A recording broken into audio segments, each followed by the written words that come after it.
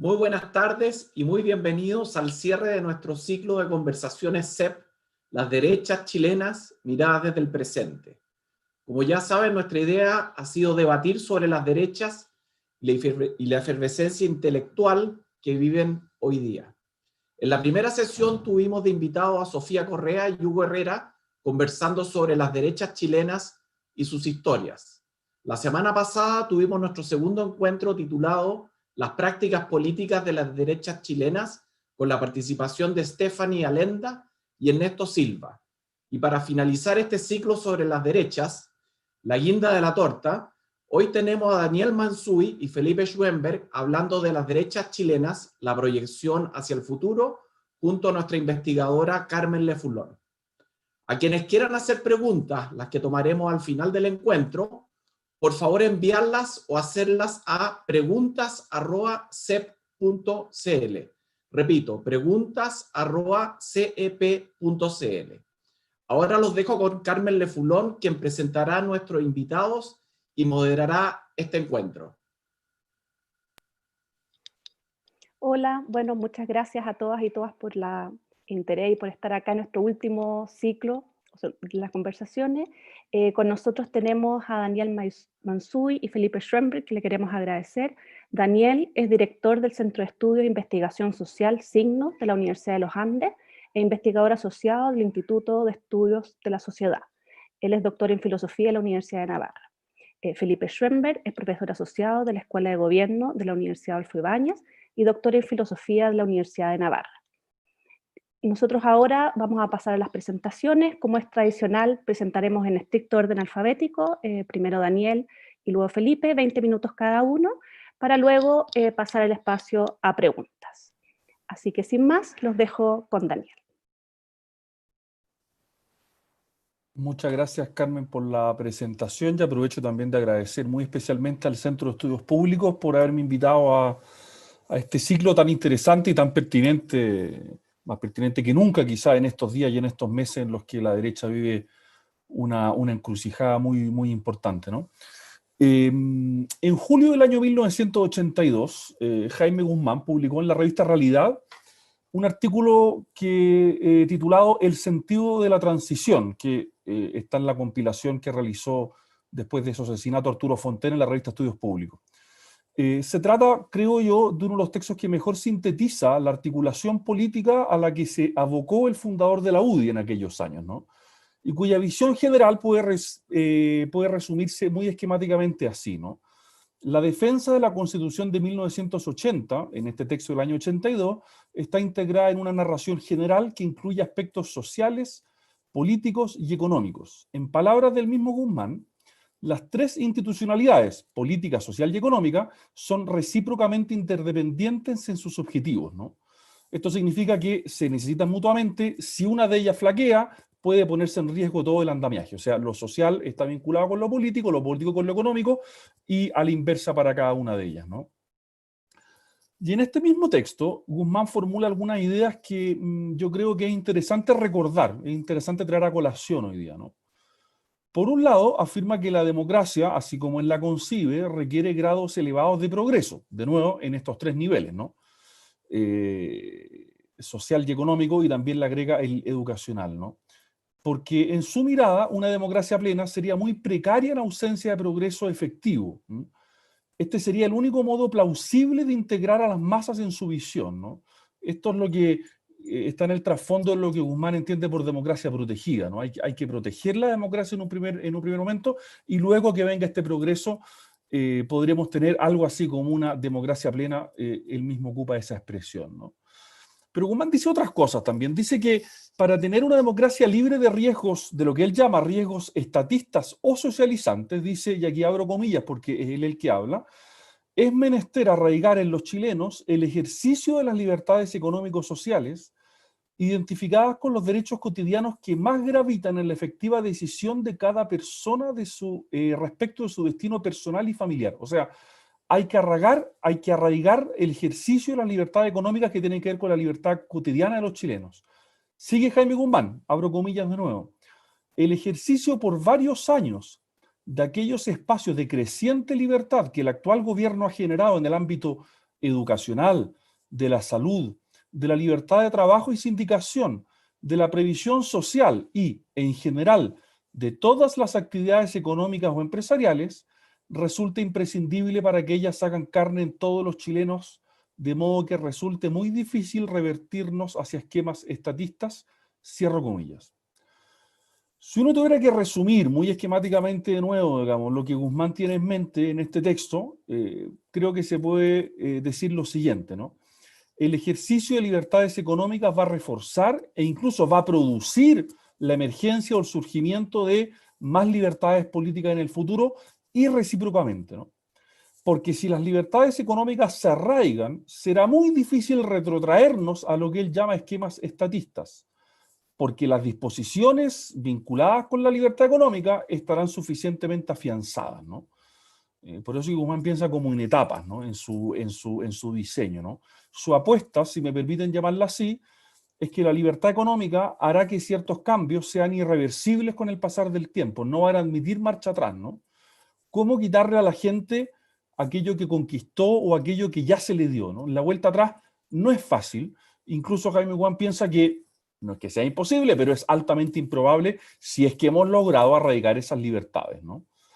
Para decirlo de otro modo, la apuesta de Guzmán es por el progreso, ¿no? El progreso económico arraigará las libertades económicas que a su vez fortalecerán la libertad política, ¿no?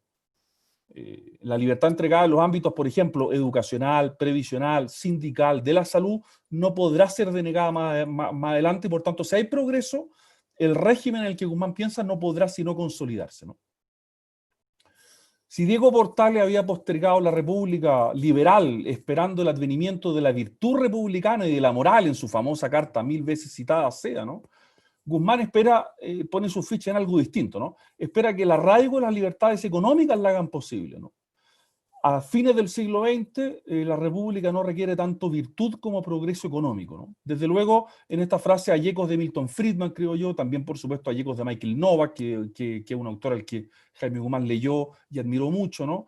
Y también hay un eco del liberalismo más remoto de Benjamin Constant, ¿no? Que, como sabemos, opone la libertad moderna a la libertad antigua y entiende la libertad moderna como una disposición privada más que propiamente política, y la define con esa famosa frase muy sintética, a mi juicio, muy importante, cuando la define como a la libertad moderna como el goce apacible de la independencia privada, ¿no? Permítanme avanzar algunos años hacia adelante, ¿no? Yo sé que esto es rápido, pero me parece que es interesante hacer la comparación, ¿no? En diciembre del año 2019, esto es después de nuestro 18 de octubre, hace algunos meses, y habiendo pasado mucha agua debajo del puente, desde que Guzmán formulara esta síntesis el año 82, casi 40 años, 37 años, ¿no?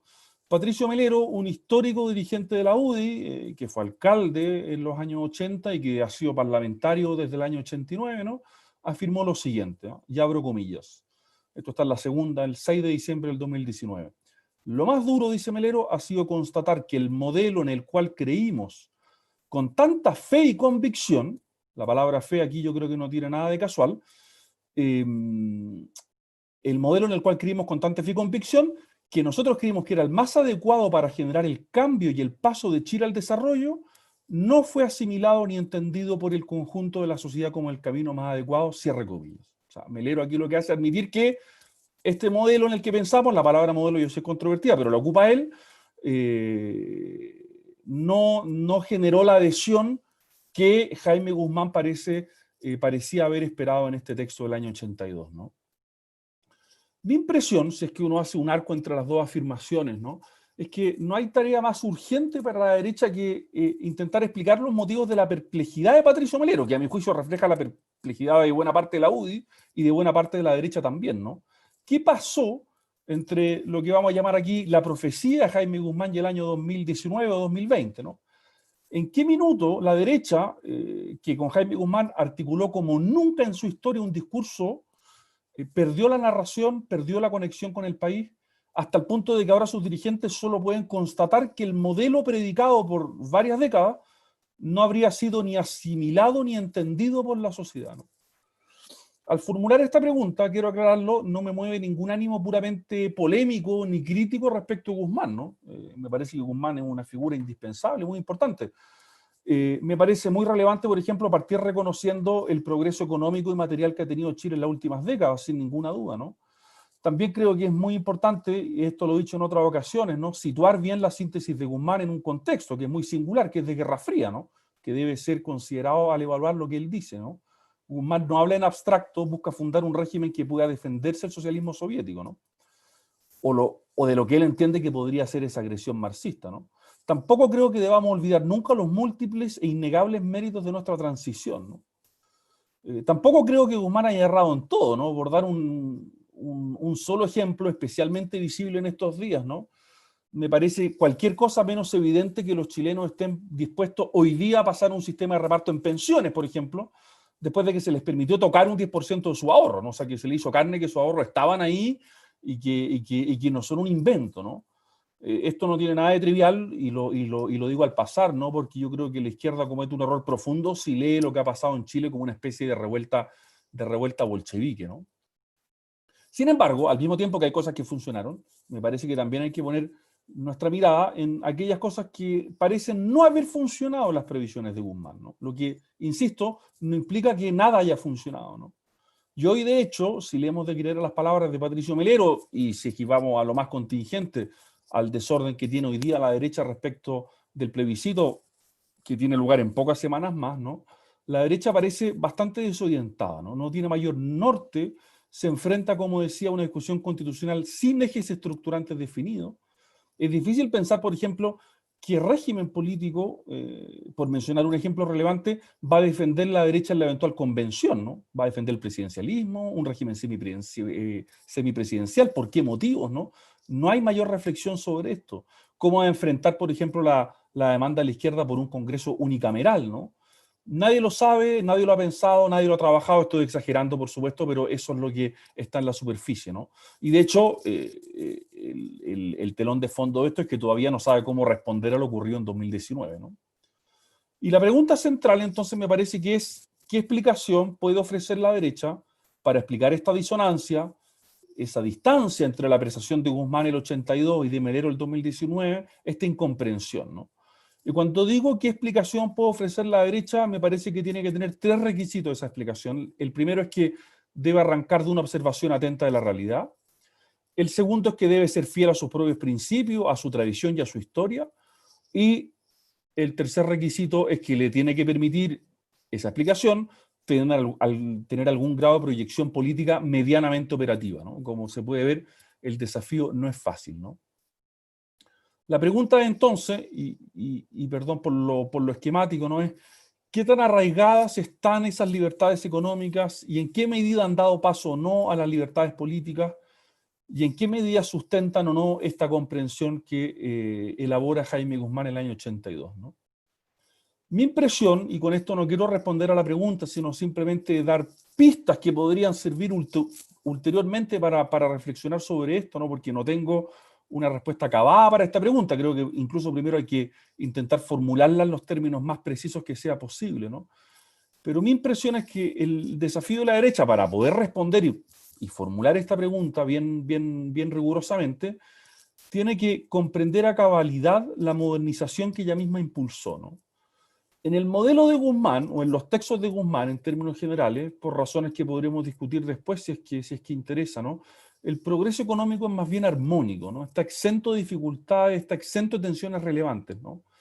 Se entiende, por supuesto, porque argumenta en un contexto polémico, ¿no? Y como bien recuerda Arturo Fontaine, creo que es la primera frase de esa compilación que hace el mío y otros escritos que está publicada en Estudios Públicos, dice Jaime Guzmán era un político y no un intelectual, ¿no? Argumenta, como ya dije, en un contexto polémico, ¿no? Pero el problema, creo yo, es que ese rasgo polémico de las afirmaciones de Guzmán nunca ha sido bien comprendido ni asumido por sus herederos, ¿no? Para decirlo de otro modo, entre medio de todo esto cayó el muro de Berlín, ¿no? Y por tanto el discurso de Guzmán quedó en un lugar muy extraño, ¿no? Porque era un discurso de defensa frente a una agresión marxista que dejó de existir, ¿no? O de una amenaza marxista, si es que prefieren, ¿no? Pasaron los años, la democracia se estabilizó y, en primer término, no se asumió que los diques pensados por Guzmán, lo que se llamó democracia protegida, lo que el mismo Guzmán llamó así, ¿no?, perdieron pertinencia en un contexto distinto.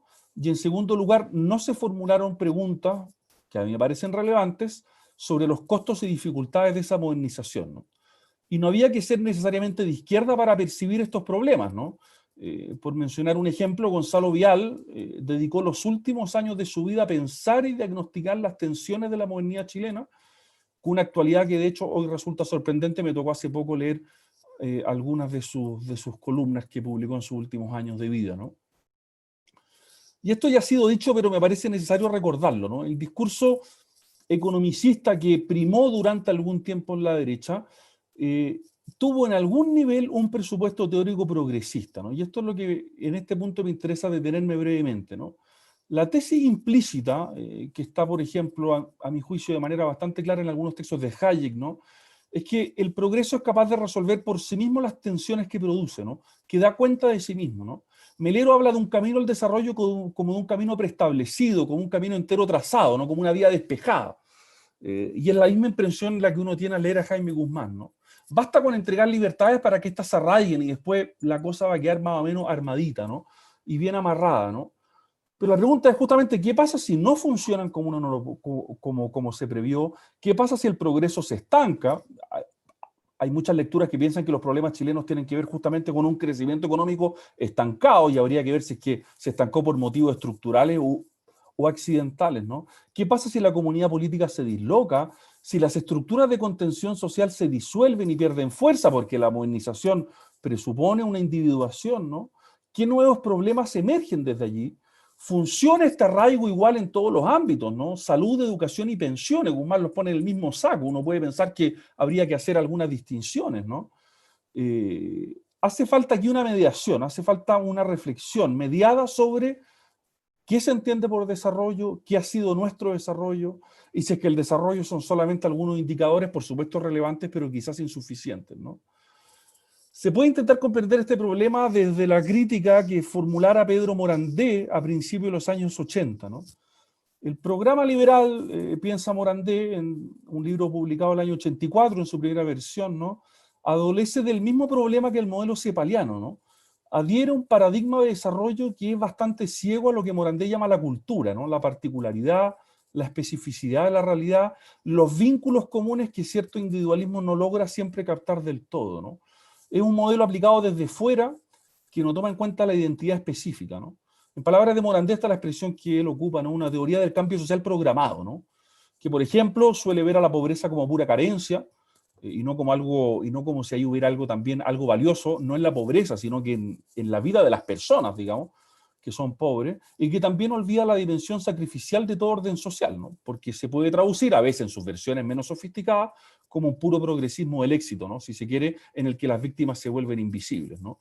Ya que se ha vuelto relevante en estos días. Uno puede mencionar aquí el libro La Revolución Silenciosa de Joaquín Lavín, que es uno de los libros que intentó justificar el nuevo orden, y claro, que uno lee hoy día, y en fin, pecan un poco, creo, por ingenuidad en el mejor de los casos, ¿no? Así, me parece a mí que la derecha, o parte de ella al menos, olvidó que nuestro desarrollo es real, por supuesto, hubo mucho progreso, pero que también es problemático, ¿no? Porque se aplica o se hace concreto de modos diversos, de modos complejos, ¿no?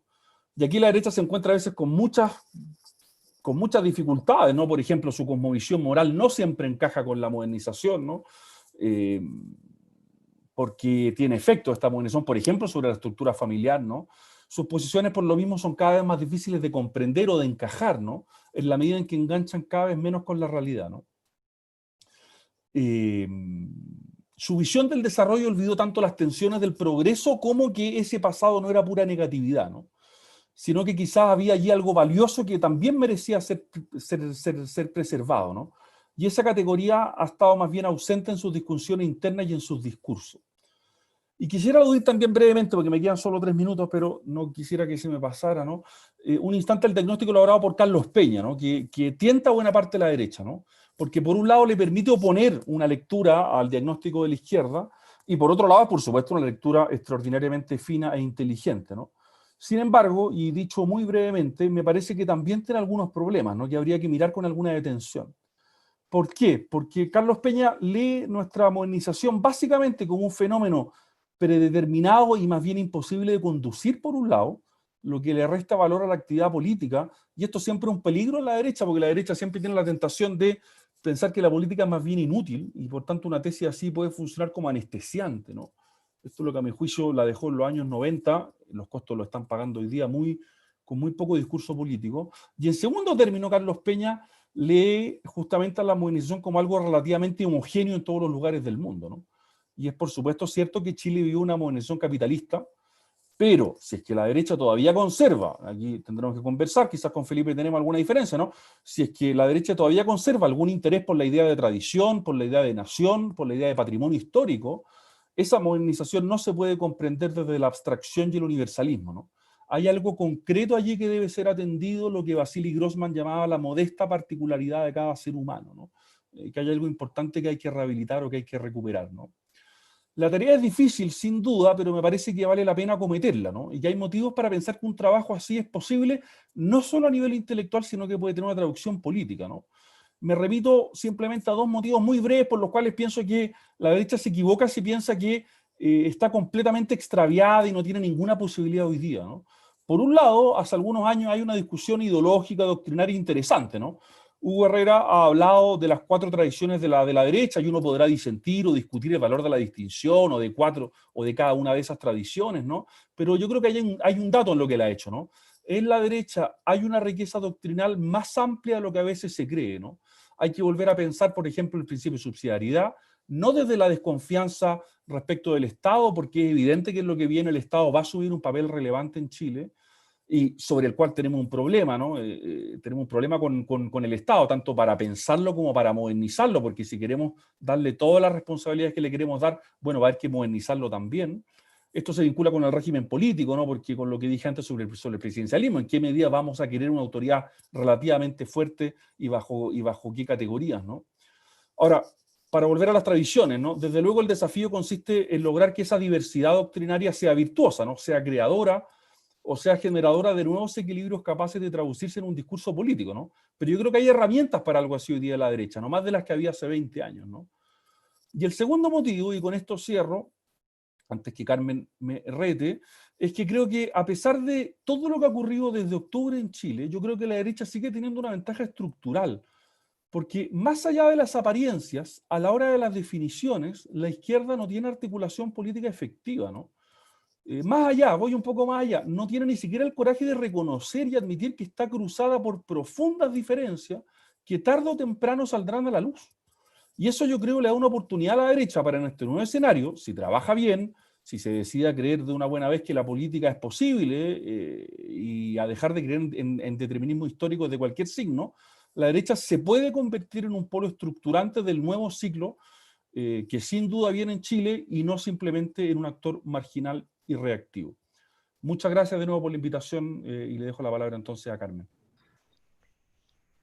Muchísimas gracias, Daniel, muy interesante. Creo que habrá algo harto para conversar después. Ahora los dejo con Felipe Schroemper.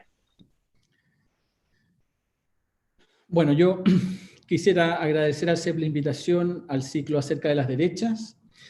Bueno, nos han pedido que respondamos una serie de preguntas, ¿cierto? ¿Qué significa ser derecha hoy? ¿Cuál es la posición de la derecha frente a diferentes movimientos sociales? ¿La viabilidad de una coalición que aglutine distintos partidos de derecha?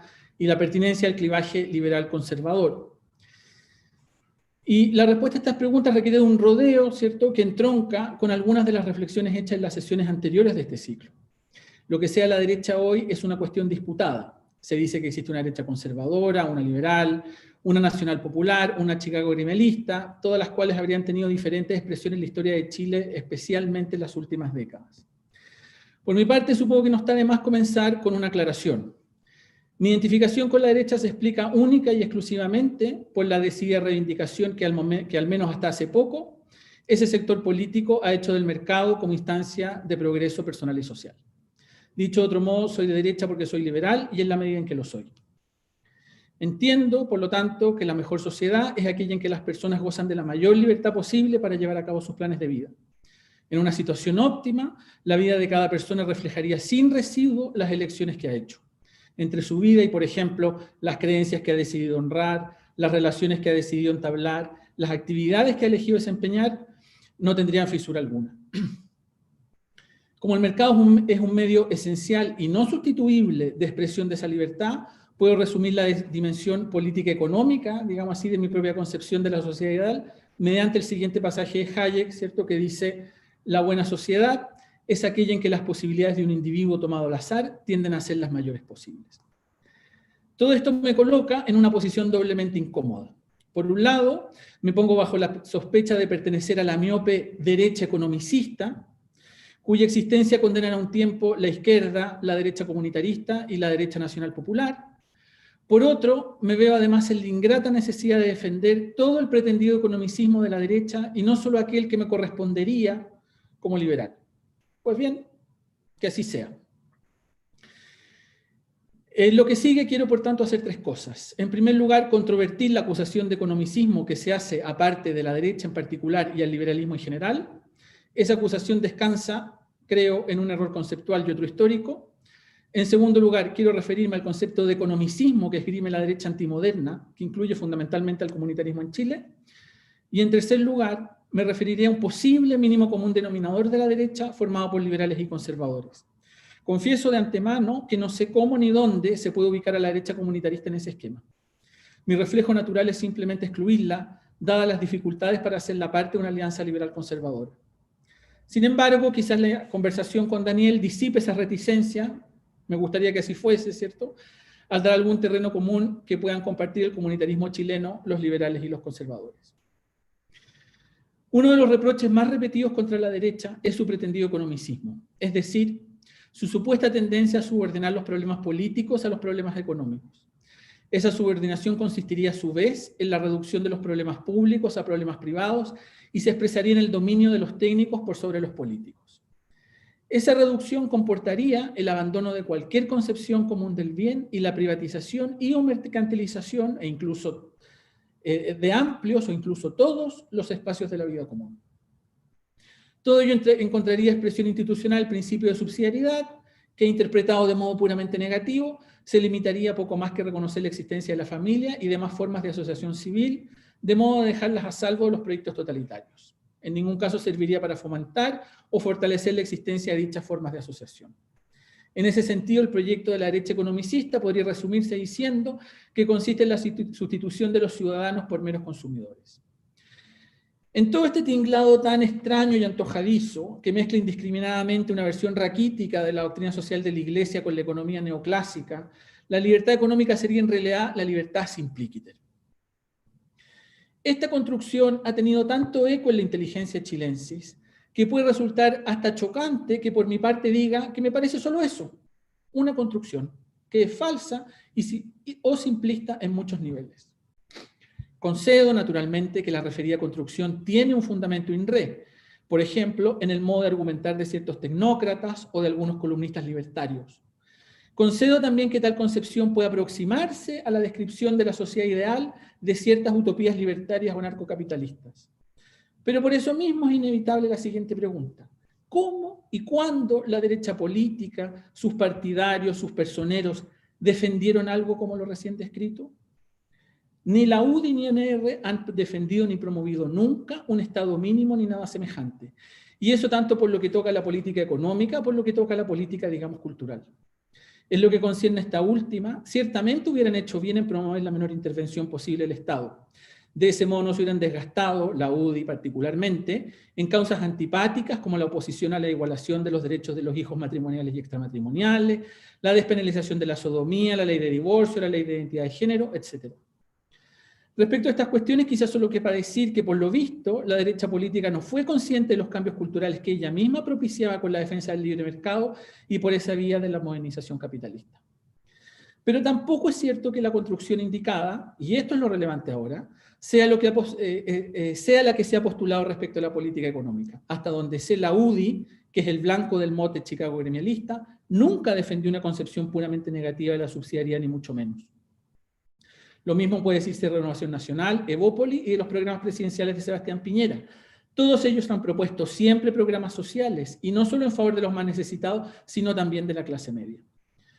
Uno podría preguntarse entonces, ¿por qué varios intelectuales comunitaristas de derecha, y aquí sin ir más lejos estoy pensando precisamente en mi colega Daniel Mansuy, han suscrito, difundido y repetido incesantemente esta construcción que deslegitima una parte del que sería su propio sector y que además es históricamente incorrecta? Uno podría entender que por razones estratégicas y como parte de la retórica propia de la lucha partidista, la izquierda eche mano y se cebe en esa construcción. Pero ¿por qué lo hacen los intelectuales de la derecha comunitarista y nacional popular? La razón es que pese a todo, creo, quizás incluso sin ser conscientes de ello, la UDI promueve un proyecto modernizador, lo que Sofía Correa llama el proyecto de modernización capitalista. La derecha comunitarista y la derecha nacional popular, en cambio, son antimodernas. Volveré enseguida sobre este punto. Antes permítanme unas palabras acerca del economicismo. La crítica comunitarista de economicismo me parece semejante al reproche que una persona hiciera a otras que estuvieran preocupadas de agenciarse los medios que necesitan para alcanzar sus fines. Instrumentistas, podría rezar el reproche. Si la economía tiene que ver con los medios y la política necesita tomar decisiones respecto de los mismos, la economía política es inevitable y el reproche del economicista resulta absurdo. Y por lo demás, ¿por qué la economía política liberal sería más economicista que, por ejemplo, la socialista? Recordemos, por ejemplo, un par de frases de Saint-Simon, uno de los socialistas utópicos de Engels. La política es la ciencia de la producción, la ciencia que tiene por fin el orden de las cosas más favorables a todos los géneros de producción. Y algo más adelante añade, puesto que los únicos hombres útiles a la sociedad son los productores de cosas útiles, a ellos únicamente debe confiarse la función de regir sus destinos. Saint-Simon... Perdón, Felipe, te interrumpa, pero de producción me dicen que por favor ajuste la cámara. Como este video, disculpa. Ya, lo que pasa es que ajuste la cámara en qué sentido. Que se ve cortada la cabeza. Perdón. Vale, perdón. Vale. Más adelante añade, puesto que los únicos hombres útiles a la sociedad son los productores de cosas útiles, a ellos únicamente debe confiarse la función de regir sus destinos. Saint-Simon y todo el socialismo posterior, incluido el científico, es economicista. La definición de economicismo ofrecida arriba le calza a la perfección.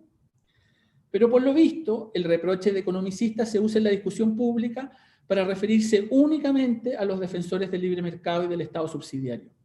La arbitrariedad de ese uso puede verse reforzado por el hecho de que, en efecto, los socialistas defienden el retroceso del mercado a través de la sustitución del lucro por la solidaridad. No obstante, el reproche de economicismo todavía podría tener sentido cuando con él se quiere llamar la atención acerca de la inconveniencia moral de los medios. En ese caso, el reproche, que parece extenderse a los fines mismos, podría ser como el de aquel que dice a otro, particularmente ambicioso, no pienses tanto en el dinero.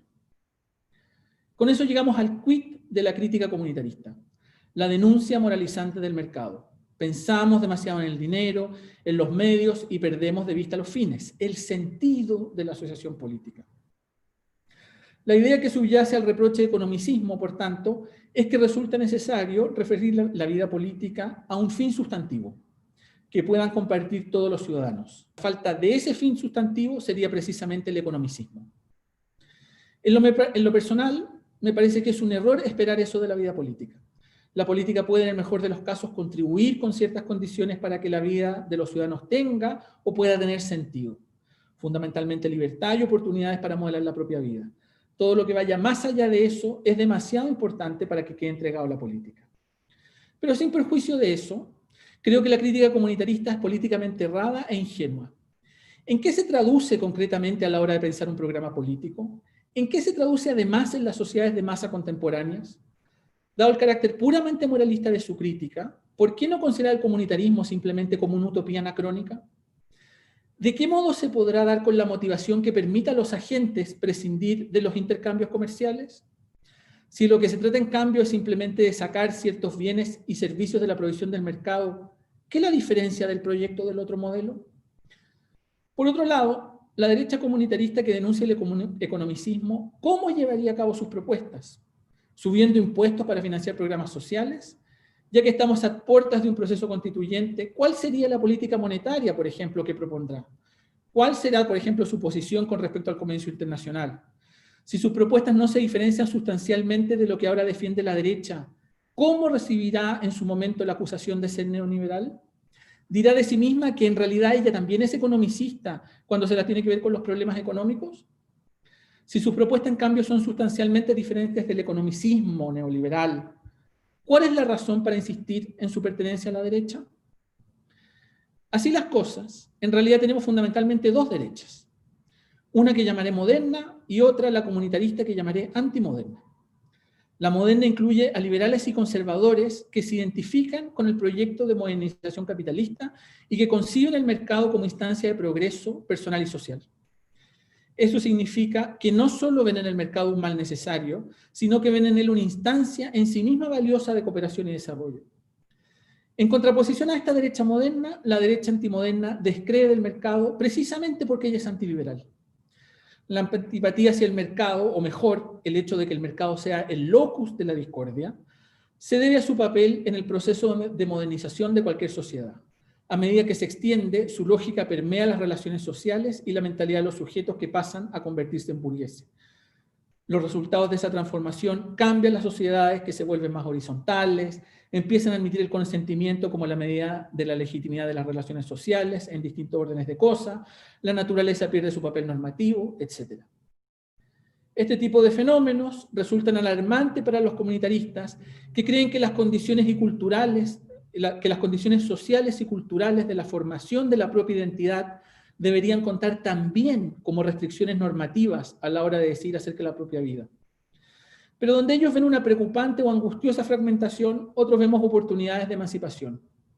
Nuestros comunitaristas comprueban con desazón que la familia tradicional pierde importancia relativa en favor de otras formas alternativas de familia, que las minorías sexuales adquieren reconocimiento, que las iglesias pierden autoridad en el seno de la sociedad, etc. Yo confieso que todos esos procesos me alegran. Pero claro, yo soy un liberal impenitente. No niego naturalmente los efectos adversos, las patologías de la modernidad. Ojo que Hayek también era consciente de ellas. Simplemente me parecen preferibles a las previsibles patologías de las sociedades con que sueñan los comunitaristas y los socialistas. Se ha dicho que tales efectos adversos pueden ser contrarrestados por medio de la rehabilitación de la familia y de las comunidades. No puedo estar más de acuerdo con eso. En mi interpretación liberal eso significa, claro está, rehabilitar e impulsar todas las comunidades que sean compatibles con un orden de libertades. Reivindicar el comunitarismo para a continuación defender ciertas comunidades, las cristianas por ejemplo, para al mismo tiempo limitar el florecimiento de otras, supongamos los movimientos feministas o LGTBI, me parece una incongruencia.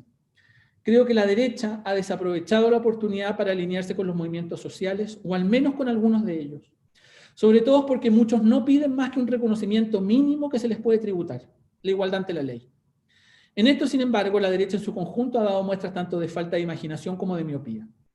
Esas carencias la ponen en una situación de permanente desajuste de la realidad que ella misma impulsó a través del proceso de modernización capitalista. De todo lo anterior, creo que no es difícil colegir mi propia posición acerca de una coalición de derecha. Tal coalición puede incluir a liberales y conservadores comprometidos con la creación de una sociedad de oportunidades, la erradicación de la pobreza y el desarrollo personal y social a partir de la creatividad individual. Desde un punto de vista institucional, eso supone la defensa de una economía libre, con Estado subsidiario, con subsidiariedad negativa y positiva, como siempre ha sido el caso. Y todo ello bajo una democracia representativa. Las razones por las que cada parte de la coalición defiendan esas metas no necesitan ser coincidentes. Basta con que exista, digamos, un consenso entrecruzado al interior del sector. Confieso que no sé bien, como anticipaba, qué cabida tienen las ideas comunitaristas aquí. Sus postulados sobre el mercado no me parecen tan diferentes de los defendidos, por ejemplo, por Fernando Atria. Con la diferencia de que Atria tiene una concepción coherente del mercado y, sobre todo, coherente con el resto de su proyecto político. El asunto es peor, si cabe, para el caso del nacionalpopulismo de Herrera. Como ha quedado meridianamente claro de su intercambio con Sofía Correa, la derecha nacional popular no tuvo apenas importancia política en la historia de la derecha chilena. Y por otro lado, todos los historiadores intelectuales que Herrera reivindica en razón de su pretendida perspicacia hermenéutica son todos defensores de alguna forma de autoritarismo. Es difícil interpretar esta funesta casualidad que requeriría de alguna justificación por su parte. En cualquier caso, en la presente coyuntura resulta urgente repensar a la derecha a la luz de su historia y de sus principios. Tal vez así se puedan encontrar vasos comunicantes entre todas ellas. Muchas gracias. Muchísimas gracias, Felipe. Muy interesante y muy provocadora la discusión. Yo, para partir la conversación, quisiera hacer algunas preguntas. Así que quisiera partir por algo que quizás es como bien la primera pregunta que nos convoca, que es sobre lo que constituye ser de derecha. Y les quiero preguntar en ese sentido, Daniel, ¿no es cierto? Tú comentas las diversidades de la doctrinarias de la derecha, y uno si quisiera preguntarse en el fondo cuál es el núcleo de principios comunes que permiten que sean de derecha. Felipe tiene una posición como bien establecida con eso. Y en ese sentido, el rol de la tradición, ¿no es cierto?, de la historia, y cómo eso se vincula, ¿no es cierto?, con el efecto de la modernización y la tensión de la modernización económica, ¿no es cierto?, con una modernización social, ¿no es cierto?, una transformación de las relaciones sociales. Que hay muchas visiones dentro de la derecha que quizás no promueven esa modernización social en el sentido de transformar las relaciones sociales tradicionales. Y por lo tanto, cómo se vinculan eso. Y a Felipe también pensando en lo que entendemos por derecha, ¿no es cierto? Tú defines lo que es ser de derecha, ¿no es cierto?, con el principio fundamental del liberalismo, ¿no es cierto? Soy derecha porque soy liberal, ¿no es cierto? Y en ese sentido uno cabe a preguntarse qué es lo que entiendes por conservadora, a quienes ubicas completamente dentro de la derecha, y en ese sentido, ¿cómo compatibilizas el liberalismo con los conservadores de derecha? En ese sentido, por ejemplo, cuando criticas a los comunitaristas por antiliberales, ahí también, en tu crítica, ¿no es cierto?, hay posiciones y preferencias que uno también podría encontrar dentro de los que se identifican o uno identifica como conservadores de derecha, ¿no es cierto? Entonces, ¿por qué sacas a uno y pones a otro cuando el core es lo liberal? Si los conservadores, como uno los entiende, a lo menos no son conservadores en lo liberal o en la tradición. Bueno, y para qué decir la discusión, pues yo creo que es lo liberal en lo económico, pero los regímenes más autoritarios, pues yo creo que eso quizás no está ahora en jaque o en discusión. Esa es como mi primera pregunta. Quizás podemos partir al revés esta vez, nos vamos alternando, Felipe y después Daniel.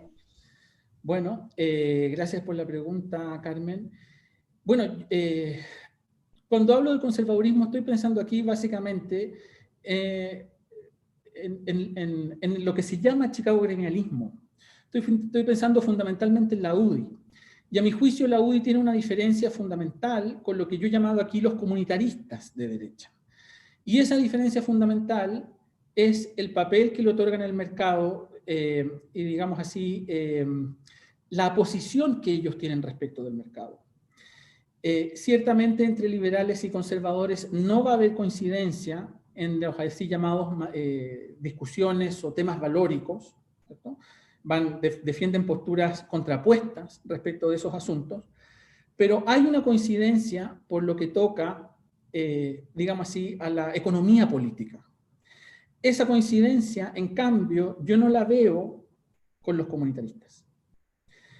Y en ese sentido, yo estoy más lejos, o creo, digamos así, que al menos el liberalismo del que yo me siento más cercano, tiene menos en común, por lo tanto, con esos conservadores que con el conservadurismo, digamos así, de los comunitaristas chilenos, que además de ser conservador,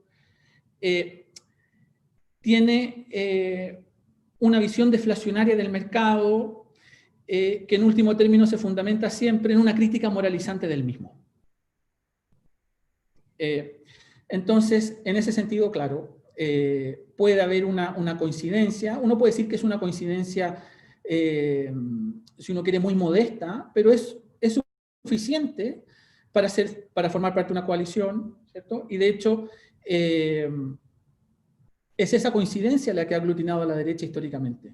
La defensa, digamos así, de las libertades económicas, del mercado, y es una causa, por así decirlo, que en el pasado ya aglutinó, ya permitió la convergencia de liberales y conservadores. Pero básicamente, cuando pienso en la derecha conservadora, estoy pensando en la UDI fundamentalmente, el Chicago gremialismo, en eso. Es decir, en gente como Guzmán, en efecto.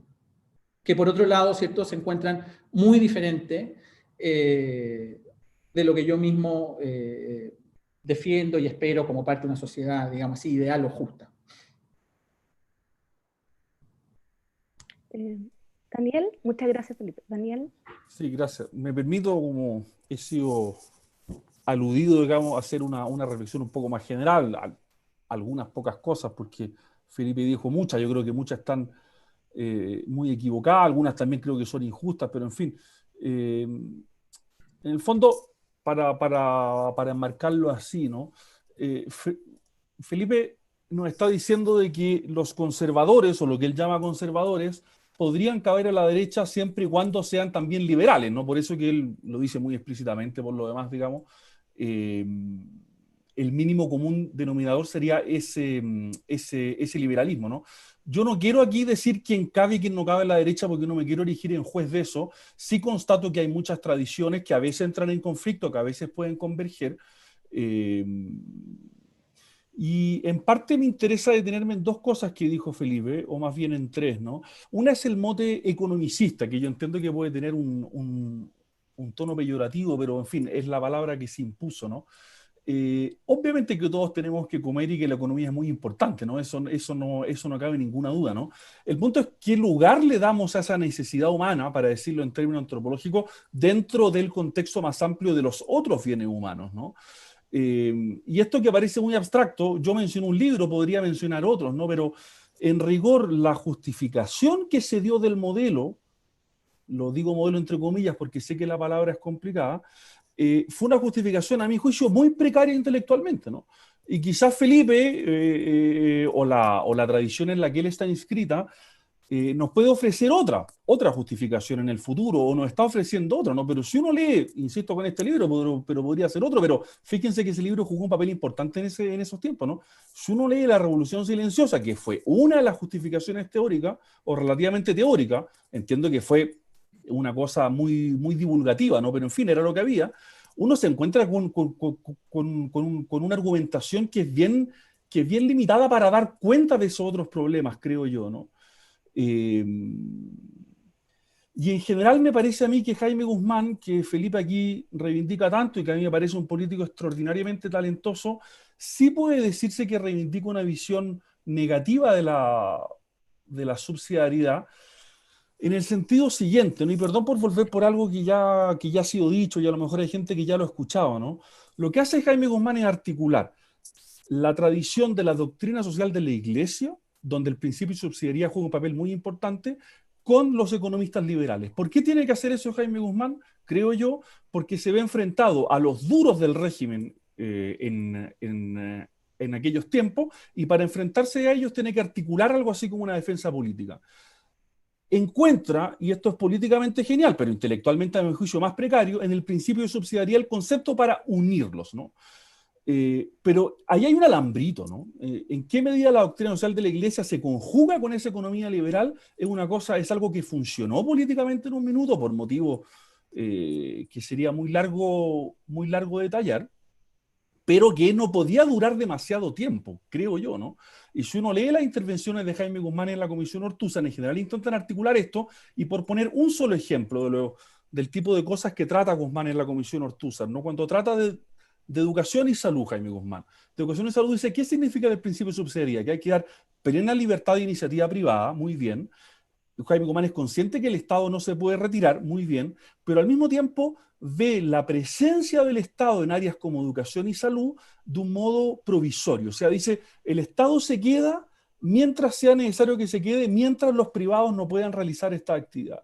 Esto suena bien, ¿no? Esto, o sea, en fin, suena bien si es que uno suscribe esa tesis, ¿no? Pero el problema es que en sociedades modernas, de masas, con todos los problemas que tienen, cuesta mucho pensar en un sistema privado de salud, de educación, puramente privado, donde el Estado no tenga nada que hacer. ¿Qué consecuencia tiene esto? Que el Estado entró siempre a esas áreas de la vida social de un modo minimalista, ¿no? Esperando que los privados se hicieran cargo. Y eso tuvo efectos en la calidad y tiene efectos que vemos hoy día, ¿no? Y me interesa detenerme en lo último que digo, después podremos discutir otras cosas, ¿no? Porque, en fin, me parece que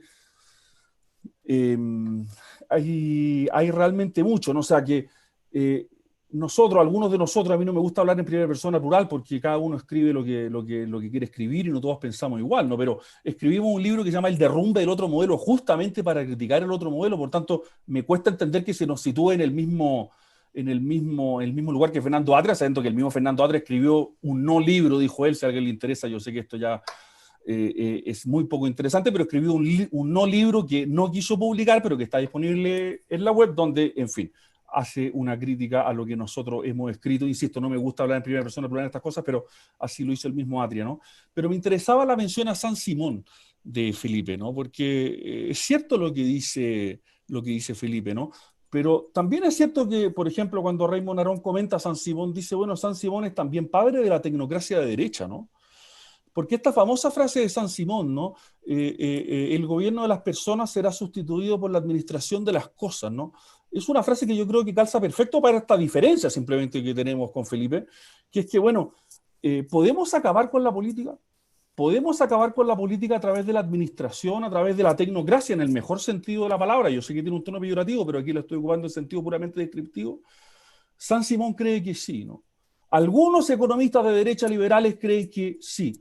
Yo pienso, y en esto adhiero a un paradigma aristotélico, ¿no? No sé si es antimoderno, en fin, creo que no es antimoderno, creo que un pensador tan propiamente moderno como Tocqueville u otro tan propiamente moderno como Arón adhieren al mismo paradigma, y no me parece que uno los pueda llamar de antimoderno, que el hombre es un animal político y que por tanto la política nunca podrá ser reemplazada por la administración de las cosas, ¿no?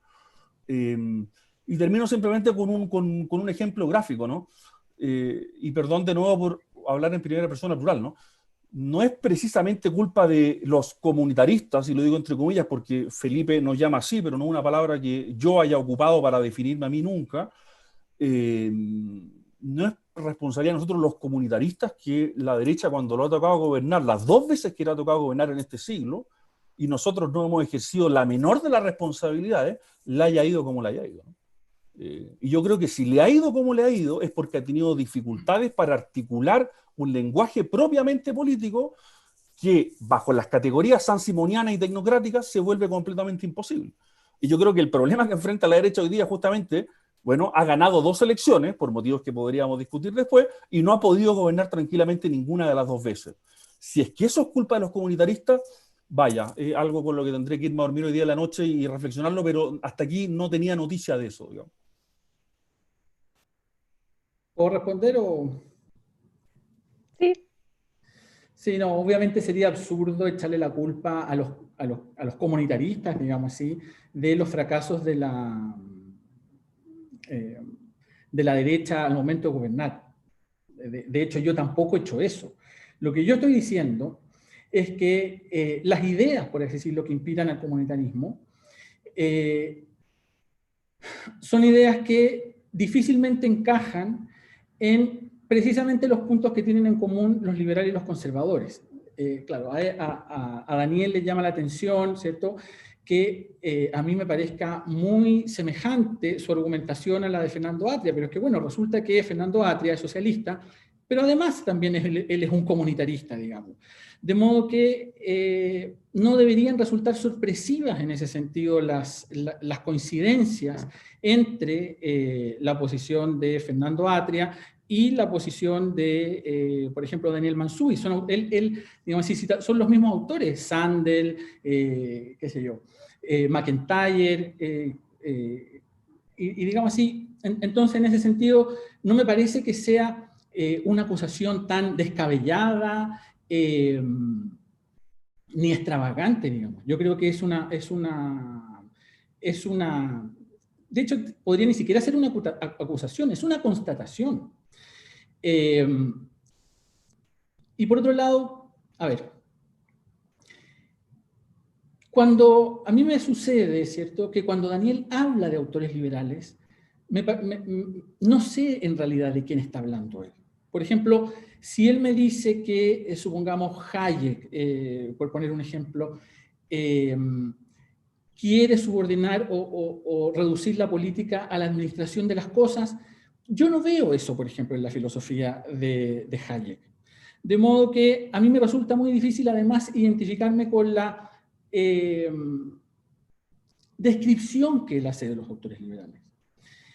Y probablemente esto tenga que ver, y esto es precisamente una prueba de lo que estoy diciendo, tiene que ver precisamente con el hecho de que nos encontremos en las antípodas. Y paradójicamente, a un liberal economicista, entre comillas, puede encontrar puntos de contacto con aquellos conservadores que defienden el libre mercado y le resulta más difícil hacerlo con aquellos conservadores comunitaristas, ¿cierto?, que hacen de una, digamos así, de sus puntas de lanza esa crítica. Ahora bien, el hecho de que, no sé, el hecho de que la defensa, por así decirlo, la justificación del modelo hasta ahora haya sido pobre, y que el mejor libro que haya habido en su momento haya sido, no sé, El Ladrillo o algún otro por el estilo, digamos así, no es lo fundamental a la hora de defender los principios. O, digamos así, porque si uno se atara a ese tipo de cosas, claro, probablemente tendría muy poco margen. Por lo tanto, lo que uno tiene que pensar es cuáles son los principios conforme a los cuales el modelo, si es que yo quiero defender el modelo u otro modelo, da lo mismo, ¿cierto? Pero bajo qué principios podría ser defendido de la mejor forma posible. Entonces, no me parece que se pueda zanjar la discusión diciendo que, bueno, esto es lo que se dijo y esto es lo que intelectualmente dieron de sí las personas de esa época a la hora de defender el modelo, digamos así. En todo caso, a mí no me parece, por ejemplo, que en la Constitución política se consagre un concepto meramente negativo de libertad. No me parece que la derecha ni en sus programas ni tampoco en sus gobiernos haya promovido nunca una subsidiariedad meramente negativa. Entonces, así las cosas, ¿cierto?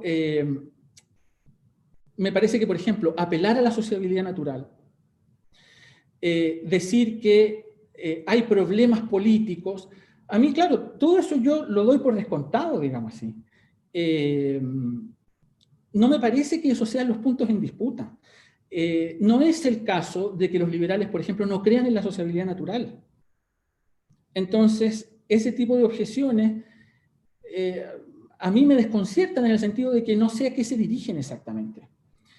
Por ejemplo, Hayek no niega la sociabilidad natural, no sé, pues, el grueso de los liberales no hacen eso. Entonces, y tampoco es cierto que los liberales, digamos así, subordinen la política a la administración de las cosas. Esa a mí me parece una afirmación muy rara, de hecho. Entonces, y precisamente yo cito San Simón para probar, digamos así, primero, la arbitrariedad de la acusación y el modo unilateral en que se le emplea.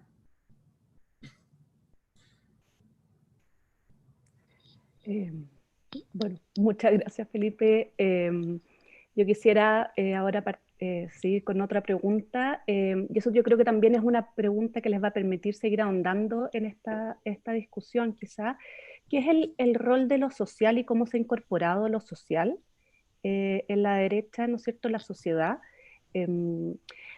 Tú partías citando, Daniel, a Guzmán, ¿no es cierto?, que veían recíprocamente interdependiente lo político, económico y lo social, pero lo social quedó como escondido un poco en la discusión. Y la pregunta, en el fondo, que yo quisiera hacerle a ambos es cómo ven el rol de lo social y la sociedad en la derecha, cómo se incorpora lo social y sobre todo ahora en este mundo o esta época de surgimiento de movimientos sociales, ¿qué rol juegan los movimientos sociales? ¿Debiera la derecha acercarse a ellos? Y si es así, ¿a qué tipo de movimientos sociales o algún movimiento especial social? Daniel, ya que Felipe fue el último que habló. Sí, me permito, antes de responder, Carmen, simplemente, no sé si replicar, pero responder brevemente a algunas de las cosas que dice Felipe, ¿no? Sinceramente, digamos, no entiendo en qué sentido yo podría estar tan cerca de Fernando Atria, ¿no? No lo logro ver, porque bueno, si es que el hecho es que alguna vez hemos citado los dos a McIntyre o a Platón, digamos, o a quien ustedes quieran, me parece que es un argumento un poco insuficiente, ¿no? Y simplemente para graficar esto, yo creo que la diferencia central que tengo con Atria, que a lo mejor ni Atria ni yo, porque hemos discutido, digamos, bastante, pero que no hemos percibido nosotros, pero que Felipe percibe también en nuestro lugar, ¿no? Pero hasta donde yo puedo ver, mi diferencia con Fernando Atria Y también porque aquí, o sea, digamos, yo creo que el problema es a veces un poco inverso, tiene que ver justamente con algo que sugerí o que enuncié en mi presentación inicial, que es con la idea de historia, ¿no? Que es con la idea de historia, porque Atria adhiere a un paradigma progresista muy marcado, y justamente yo creo que la reivindicación de la política aquí juega un papel, ¿no? Yo creo en la libertad humana, ¿no? Y como creo en la libertad humana, creo en la libertad política y en la idea de que no estamos determinados por procesos históricos necesarios, ¿no? Y Atria cree en eso. ¿Por qué digo que esto también conecta con algunas cosas que ha dicho Felipe? Porque Hayek a su manera también cree en eso, ¿no? De una manera distinta que la de Atria, por supuesto. No voy a decir que Hayek igual a Atria, no voy a decir una brutalidad de ese tipo, pero en Hayek también hay una filosofía de la historia que queda relativamente claro cuando el mismo Hayek apela a una utopía liberal, ¿no? Creo yo, pero en fin, eso nos llevaría a una discusión sobre el mismo Hayek, ¿no? Y respecto de la pregunta que haces, Carmen, yo creo que es muy interesante porque esta discusión tan abstracta habría que intentar llevarla, no sé si a la discusión contingente coyuntural, porque eso no es tan interesante, ¿no? Pero sí a traducirla en cosas concretas, ¿no? Cuando yo escucho a Felipe digo, bueno, entiendo bien que el proyecto de Felipe es que los conservadores liberales, lo que él llama Chicago gremialistas, se conviertan en genuinamente liberales, dejen de ser conservadores y se sumen a ese programa. Ok, puede ser, algunos ya lo han hecho efectivamente, ¿no? Pero me pasa que eso va a dejar a la derecha, creo yo, si es que siguiera ese consejo, completamente desconectada de la sociedad, ¿no? Completamente desconectada de los problemas sociales o del marco en el que se están discutiendo las cosas hoy día. O sea, si es que entiendo bien a Felipe, pero Felipe, de verdad quiero describir bien tu posición, así que tú me corriges si es que no lo hago bien, ¿no? Es una derecha que se va a parapetar en la defensa del mercado y las libertades individuales, se va a parapetar ahí para defenderse, No, y es una absolutamente. defensa que a mi juicio ya no funcionó. Es una defensa que ya no funcionó y que ya la tiene sin discurso político. Entonces, a mí me cuesta mucho ver cómo conecta ese discurso, que me parece muy abstracto, con las inquietudes que realmente hoy día parecen mover a la sociedad, ¿no? Porque uno puede tener una lectura más de izquierda, más de derecha de lo que pasó el 18 de octubre, uno podrá pensar que fue una conspiración o algo más masivo, pero algo ha pasado en Chile en los últimos 10 años, para poner el inicio en el año 2011, ¿no? Algo ha pasado y yo no estoy seguro si es que el discurso que propone Felipe, que es básicamente el mismo de Jaime Guzmán, que yo describí en este artículo del año 82, si es que ese discurso puede conectar con ese tipo de problemas. ¿Puedo responder? Sí, Felipe, por favor. Bueno, yo a Y la pregunta. riesgo de convertir esto muy aburrido para los auditores, digamos, es cierto que hay problemas abstractos, pero lamentablemente ciertos errores, digamos así, de interpretación al final tienen consecuencias cuando también nosotros tratamos de referirnos a cuestiones más concretas. Fernando Atria no tiene una filosofía de la historia. Hayek no tiene una filosofía de la historia. Hayek no defiende una utopía. De hecho, Hayek cree que lo que le falta al liberalismo precisamente es una utopía. Entonces, precisamente como la diferencia entre Daniel Mansubi y Fernando Atria no está en la filosofía de la historia, y la coincidencia no se reduce simplemente a que ambos citen a Aristóteles o a Sandel, sino que ambos se inspiran en McIntyre y en Sandel y en esos autores, es que precisamente hay más coincidencias de las que él quiere asumir o de las que él quiere ver. Entonces, el problema es que, claro, si yo tengo una visión, digamos así, caricaturesca, o si no caricaturesca, al menos errada, por ejemplo, de el liberalismo, si yo creo, por ejemplo, que Hayek tiene una filosofía de la historia y es un utopista, en el sentido, bueno, fuerte del término, evidentemente las críticas que yo pueda dirigir a Hayek o a otros autores van a caer en el vacío porque en realidad no se van a estar refiriendo a él.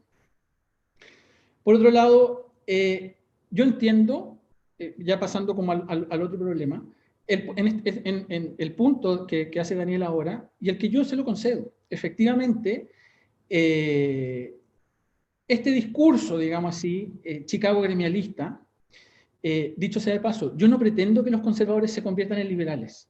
Yo nunca he dicho eso. Yo digo que hay puntos de convergencia por lo que se refiere al mercado. Y eso permite una alianza estratégica entre liberales y conservadores. Los conservadores van a seguir siendo liberales, se van a seguir oponiendo, supongamos, a todos los movimientos sociales que reclamen diferentes tipos de emancipación de la tradición o cosas por el estilo. Pero evidentemente ese no es el punto de concordancia entre los liberales y conservadores. Yo no pretendo que los conservadores dejen de ser conservadores en ese sentido. Me basta, por lo tanto, esa coincidencia. Ahora bien, yo creo que efectivamente, como dice Daniel, hay un agotamiento, digamos así, de la defensa del modelo, todo eso yo se lo concedo a Daniel. La pregunta es ahora, ¿cómo va a reaccionar la derecha ante ese agotamiento? ¿Qué va a proponer ella en cambio? ¿Cómo va asumir ella este agotamiento que por otra parte es natural? ¿La derecha se va a hacer en masa socialdemócrata, por decir algo? ¿O va a seguir defendiendo ciertos principios sabiendo que a corto plazo eso, supongamos, le puede costar derrota? ¿Me explico? O sea, ese punto yo se lo concedo a Daniel, pero de ahí no se sigue, en realidad, digamos así, que, por ejemplo, la derecha deba abandonar las ideas que tradicionalmente ha defendido. Entonces, digamos así, le concedo el punto, pero no sé cuáles son las consecuencias que se siguen de eso o dónde lo ve él. Ahora, por otra parte, él me dice la conexión con los movimientos sociales. Bueno, a mí me parece que los que tienen más dificultades para conectar con los movimientos sociales son precisamente los conservadores y la derecha comunitarista y conservadora con mayor razón. ¿Qué tipo de penetración puede tener? Pensemos, por ejemplo, en las generaciones más jóvenes.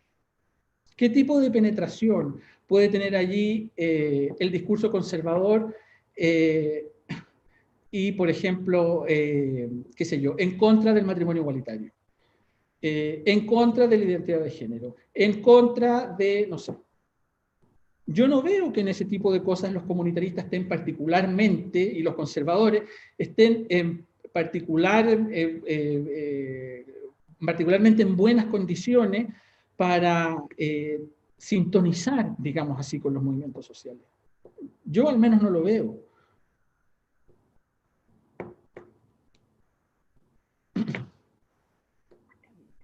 Ahora quisiera incorporar algunas preguntas del público y en ese sentido les recuerdo que pueden mandar sus preguntas a preguntas@cep.cl.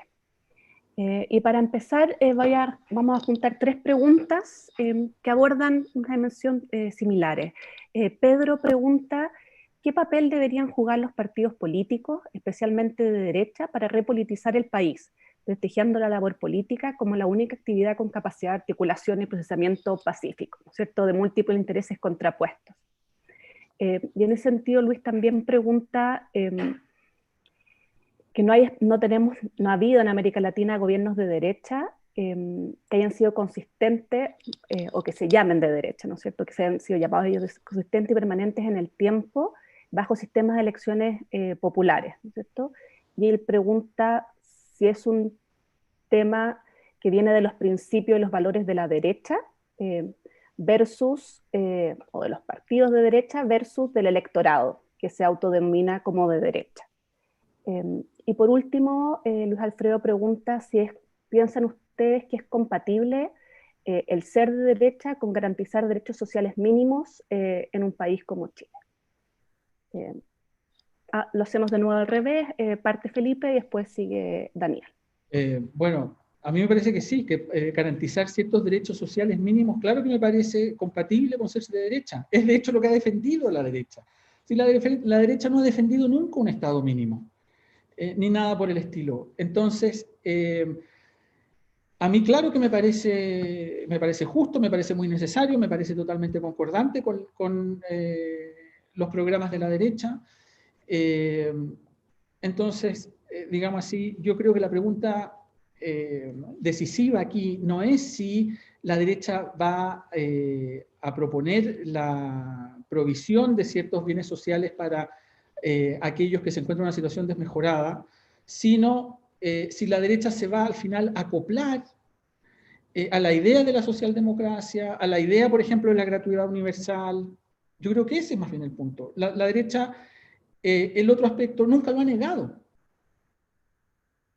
Pero bueno, por lo mismo, a mí sí, me parece totalmente concordante con el espíritu de la derecha, con las cosas que normalmente la derecha ha defendido, tanto por liberales como por conservadores, porque Hayek también, por ejemplo, incluso un autor como Hayek, del que, dicho sea de paso, yo no soy particularmente afecto, pero incluso un autor como Hayek defiende, de hecho, programas sociales, digamos así, y de ayuda social, etcétera. Entonces, a mí, en ese sentido, claro que me parece concordante.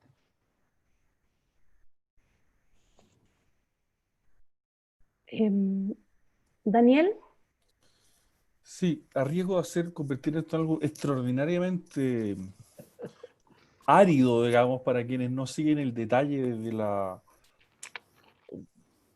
o que no han seguido todo el detalle de la discusión anterior, por decirlo así. Simplemente dos precisiones breves antes de responder estas preguntas, Carmen.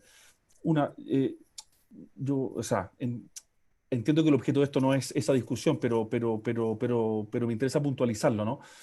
Cuando yo digo que en Hayek hay algo así como una filosofía de la historia, estoy pensando en la manera en que él recoge y sistematiza, paradójicamente, el conservadurismo burkeano, por decirlo así. O sea, en su teoría de la evolución y en su teoría del orden espontáneo, vamos, yo creo que se puede al menos plantear como hipótesis, y lo he escrito en otros textos, la idea según la cual en ese orden espontáneo la agencia humana, la libertad humana y en particular la libertad política, y esto es lo que le critica Raymond Aron a fines de los años 50, ahí no parece caber demasiado la agencia política libre del hombre, ¿no? Porque estamos subsumidos en un proceso que no manejamos y cuyas coordenadas no conocemos y somos demasiado ignorantes del proceso como para intentar manejarlo, ¿no? Ese conservadurismo historicista que ha sido bien trabajado y bien pensado, me parece que está presente en Hayek.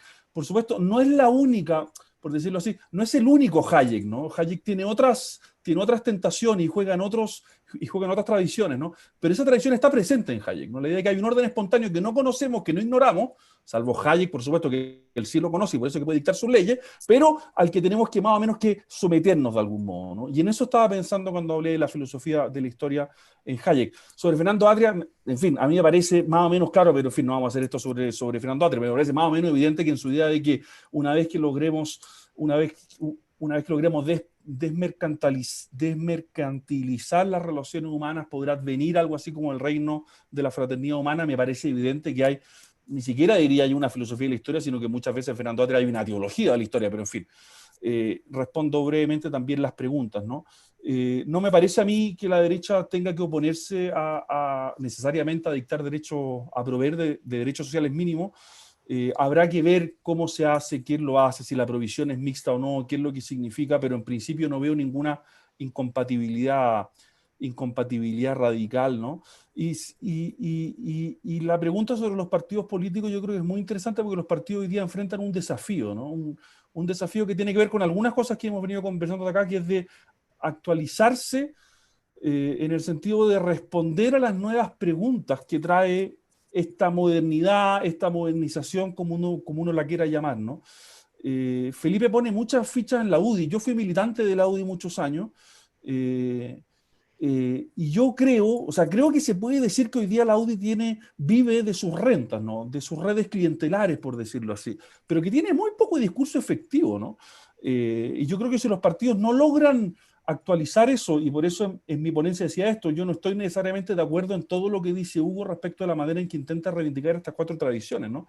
Pero si es que los partidos no logran reivindicar esa riqueza doctrinaria histórica que yo creo que la derecha tiene, porque la derecha no nació con la síntesis de Jaime Guzmán el año 75, 82, donde uno quiera ponerla, sino que tiene una tradición previa. Yo creo que la manera en que recupere ese matrimonio va a tener más herramientas en su caja de útiles, digamos, para responder a problemas frente a las cuales yo creo que esa síntesis guzmaniana ya no logra dar cuenta de ello. Gracias, Daniel. Tenemos una pregunta adicional. sobre la visión que tienen del desarrollo, y eso quisiera también engancharlo con la discusión que tuvimos un poco antes sobre el desarrollo y la visión, ¿no es cierto? María Eugenia pregunta, ¿por qué consideran ustedes que cierta cantidad no menor de personas tengan una visión tan apocalíptica sobre lo que se viene y que hagan oídos sordos al argumento que sostienen el desarrollo que ha tenido Chile? ¿Qué responsabilidad tendría la derecha en eso? Y ahí quizás me gustaría también enganchar con la discusión sobre esta visión, ¿no es cierto?, inicial del progreso sin tensiones versus las tensiones que se rigen del progreso económico. Así que les dejo la palabra Daniel y Felipe.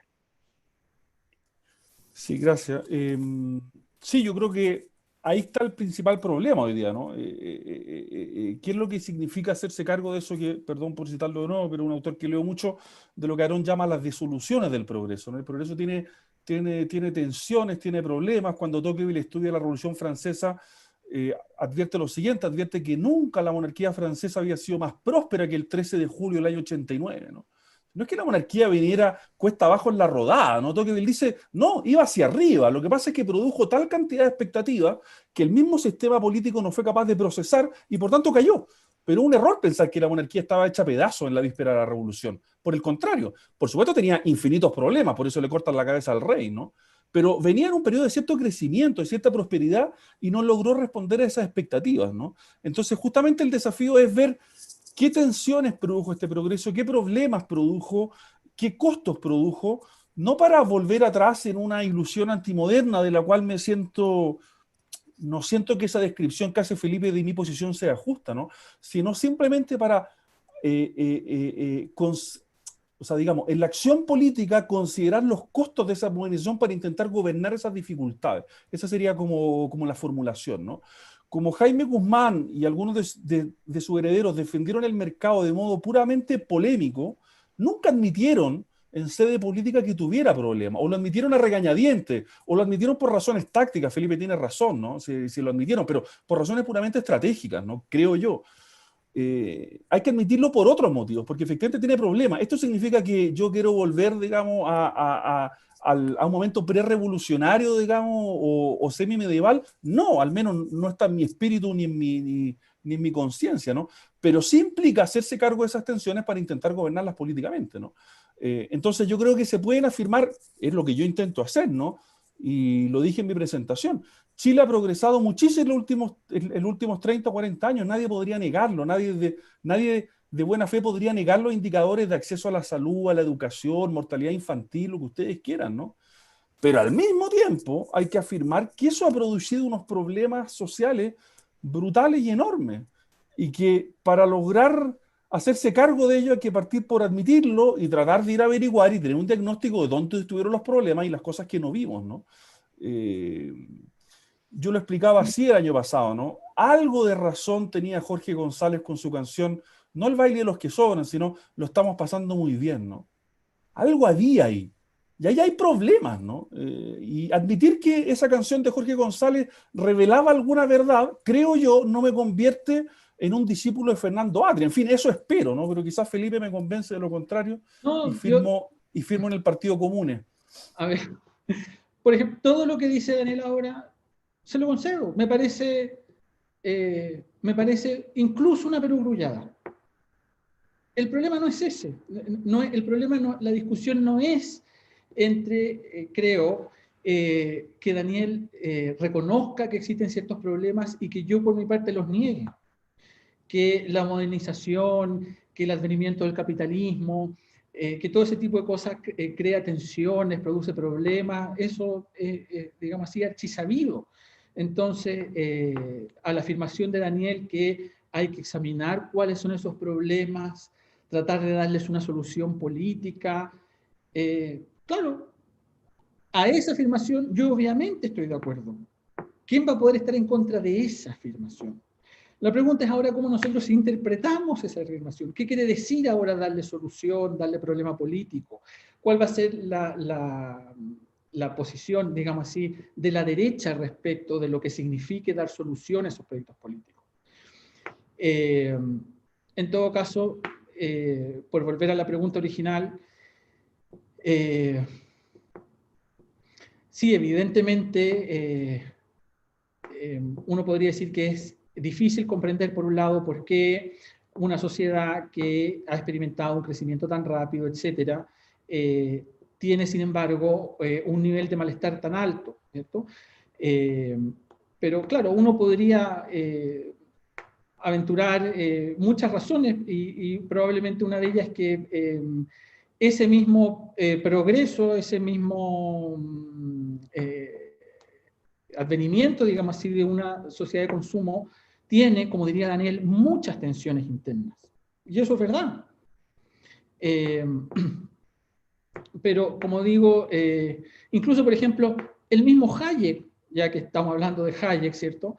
Que no cree que en la historia siga un curso indefectible, ni mucho menos. El mismo Hayek se da cuenta que precisamente la dificultad de las sociedades que él llama extensas es que son muy complejas y que, en cierto sentido, el funcionamiento de esas sociedades resulta contraintuitivo. Entonces, en ese sentido, yo no puedo sino compartir la afirmación de Mansuy. Lo que pasa es que, de Daniel, perdón, pero me parece que de esa afirmación de Daniel no se sigue todavía nada.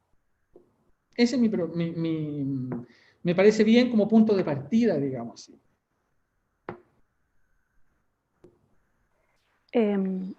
Nos quedan pocos minutos. Tenemos una pregunta del público y también que quiero enganchar con la discusión ahora. Wilfredo pregunta el posible futuro árido, ¿no es cierto? Reutilizando el adjetivo de Daniel de la derecha. ¿No pasará por la falta de una intelectualidad liberal con un pensamiento situado en Chile e Hispanoamérica? Pues hasta ahora ambos han citado a pensadores europeos, de fuste innegable. Si no creen que sea así, ¿qué pensadores originales existen que puedan hidratar tal aridez intelectual? Y quizás también para darle un cierto cierre, si pudieran ahondar un poco Felipe, pero también Daniel, cuando tú argumentas la pregunta, ¿no es cierto?, exactamente cómo se hace cargo la derecha de estas tensiones, ¿qué piensas tú que es cómo la derecha debiera abocarse a hacer frente, la derecha liberal que tú propones, abocarse a hacer frente en contraposición a otras concepciones de derecha? Y lo mismo, Daniel, ¿cuáles son como esos puntos que te recomendaría? Felipe. Sí. Bueno, yo creo que en el último tiempo, digamos así, el panorama intelectual de la derecha ha cambiado bastante. Aquí voy a hacer un reconocimiento a Daniel y a la gente del IES, porque aun cuando no estemos de acuerdo, aun cuando en muchos sentidos estemos en las antípodas, yo creo que efectivamente ellos han hecho una contribución importante y valiosa a la discusión nacional. Y eso lo digo como, insisto, pese a todas las diferencias que a mí me separan. Así que, Daniel, yo no sé si sean capaz de más hidalguía que esta. Pero yo creo que en ese sentido es muy... ha cambiado mucho, digamos así, el panorama intelectual, en parte gracias al comunitarismo precisamente chileno. Ahora, creo que en el caso del liberalismo no ha sido ese el caso. Me parece que, al menos, digamos así, del liberalismo con el que me siento más cerca yo, me parece que ese liberalismo sí que se encuentra más huérfano, digamos así, no ha tenido gente que lo cultive o lo desarrolle con la misma intensidad que, por ejemplo, hace el IES, ¿cierto? Con sus propias ideas. Así que en ese sentido, claro, hay mucho por hacer, ¿cierto? Pero bueno. ¿Y cuál era la otra pregunta? Una era sobre los intelectuales y la otra... Pero volviendo al tema que tú mencionabas de que Daniel identificaba las tensiones, pero justamente la pregunta era cómo hacerse cargo de ellas o cómo abocarse. ¿Cómo ves tú que la derecha liberal que presentas debiera abocarse? Vale. Bueno, lo que pasa es que, a ver, probablemente como estamos en un problema que tiene múltiples niveles de respuesta, ¿cierto? Por una parte, yo creo que lo que la derecha liberal podría proponer, y esto ya no solo la derecha liberal, sino el liberalismo en general, ¿cierto? Es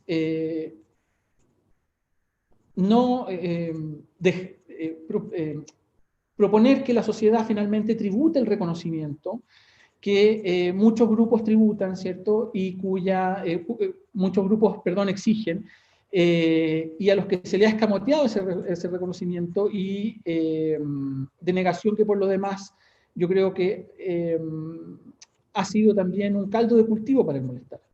Ahora yo creo que en otros puntos, efectivamente, yo creo que lo que habría que hacer es reforzar el Estado subsidiario, las provisiones de ayuda. En ese sentido, digamos así, yo creo que se podría reforzar la red de apoyo social. Yo creo que, digamos así, eso, pero hacerlo desde las ideas de la derecha.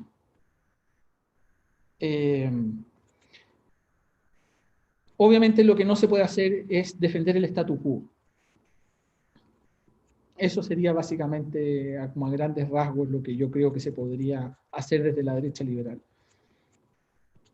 Muchas gracias, Felipe. Daniel. Sí, varias cosas sobre esa pregunta. Claro, justamente yo creo que aquí lo que queda abierto, y eso es lo interesante de esta instancia, ¿no? Justamente, bueno, ¿qué es lo que es la derecha, ¿no? Porque yo creo que o sea, intuyo que la definición de Felipe es un poco estrecha, porque hay cosas que forman parte de la derecha, no solo en Chile, sino que en el mundo, y uno puede remitirse a otras tradiciones, que por supuesto no es necesariamente la hegemónica, ni mucho menos, pero que les va a costar mucho entrar en diálogo si es que la tesis de Felipe se llegara a imponer, ¿no? Hacerse cargo de esa tensión es extraordinariamente difícil, ¿no? Pero yo creo que es un muy buen paso ya al admitirla. Pero por poner un solo ejemplo, ¿no? El modo en que están construidas nuestras ciudades es un modo que hace muy difícil algo así como el encuentro social o la vida común, ¿no? Estoy poniendo un ejemplo extraordinariamente doméstico, pero que afecta directamente la vida cotidiana de las personas, ¿no? La derecha nunca ha tenido ganas de tener un discurso sobre la ciudad porque le parece algo que debe ser entregado a las fuerzas del mercado, ¿no? Y obviamente que el mercado tiene que jugar un papel, ¿no? Pero podría, por ejemplo, y aquí lanzo un desafío, pero podría ser otro, uno podría pensar que un gran desafío para la derecha es qué piensa la derecha sobre la ciudad, ¿no? ¿Qué piensa la derecha sobre la materialidad de la ciudad, sobre cómo se construyen los barrios? Yo creo que ahí hay un tema, pero lo pongo simplemente como ejemplo, ¿no? Y después la pregunta sobre autores, yo creo que es hiper pertinente. Yo por eso cité a Pedro Morandé, o sea, no solo lo cité, sino que me interesa un poco elaborar mi reflexión en lo que él ha trabajado antes. Uno podría citar también a Mario Góngora. O sea, yo creo que, lo voy a decir así, y esto es como una provocación, pero en el mejor de los sentidos, ¿no?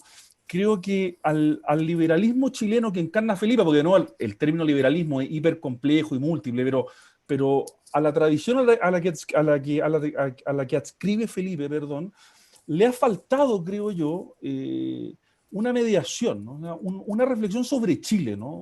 Una reflexión no sobre los principios liberales, sino cómo funcionan esos principios en Chile, ¿no? Y esa reflexión yo por decirlo así, como contraparte o como interlocutor, digamos, como uno quiera verlo, cada uno sacará sus propias conclusiones de acá, una reflexión que yo echo mucho de menos, ¿no? He hecho mucho de menos una reflexión de ese liberalismo chileno, porque hay otros liberalismos, pero de ese liberalismo chileno sobre la modernización chilena, ¿no? Y no sobre categorías meramente universales o abstractas, ¿no? Sino que ese esfuerzo preciso de mediación de qué significa ese liberalismo hoy día en Chile, ¿no? Y por tanto, para que esto siga siendo así de apasionante, yo invito a esa tradición, de la cual Felipe forma parte, pero no el único, por supuesto, a emprender ese trabajo para que esta discusión pueda seguir teniendo curso, porque yo creo que más allá de las asperidades, digamos, que puedan surgir, yo creo que hay una conversación que puede ser fructífera. Siendo las 8 en punto, vamos a honrar la tradicional puntualidad. Les agradecemos primero que nada muchísimo a nuestros invitados, Felipe Schoenberg y Daniel Mansuy. Tuvimos creo que fue una conversación y como signo de una verdadera conversación nos vamos con más preguntas que respuestas y la verdad que con muchas ganas de seguir conversando. Así que muchas gracias también a todas y a todos los que nos siguieron, a las que nos preguntaron. Y con esto, agradecimientos, le damos cerrada a nuestro ciclo sobre las derechas chilenas desde aquí del Centro de Estudios Públicos. Muchas gracias. Muchas gracias por la invitación. Gracias.